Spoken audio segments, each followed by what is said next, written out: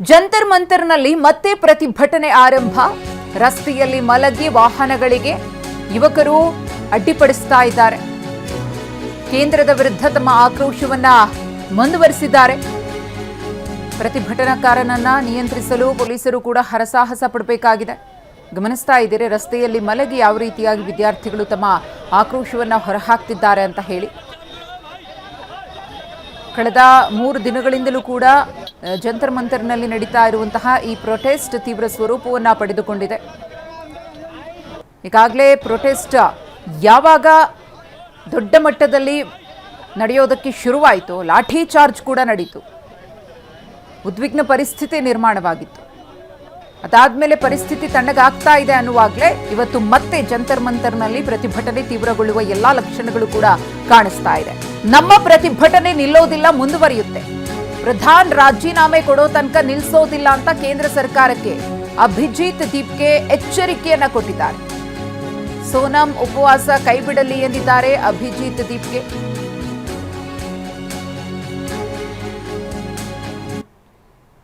इसका 34th day है Sonam sir की हंगर स्ट्राइक का 26 डे। हमारा प्रोटेस्ट जैसे चला रहा था वैसे ही चलता रहेगा। हमारा प्रोटेस्ट तब तक वापस नहीं लिया जाएगा जब तक धर्मेंद्र प्रधान का इस्तीफा नहीं होता। और हम चाहते हैं कि सोनम सर अपना अनशन तोड़े, क्योंकि हम नहीं चाहते सोनम सर अपनी जान और धोखे में डाले। उनकी जिंदगी इस देश के लिए बहुत कीमती है। आज हमारे प्रोटेस्ट का 34th डे है सोनम सर की हंगर स्ट्राइक का 26 डे। हमारा प्रोटेस्ट जैसे चला रहा था वैसे ही चलता रहेगा। हमारा प्रोटेस्ट तब तक वापस नहीं लिया जाएगा जब तक धर्मेंद्र प्रधान का इस्तीफा नहीं होता।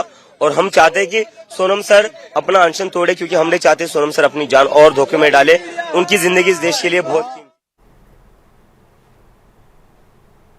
ಸಂಸತ್ನಲ್ಲಿ ಇಂದು ಕೂಡ ನೀಟ್ ಕಹಳೆ ಮೊಳಗಲಿದೆ.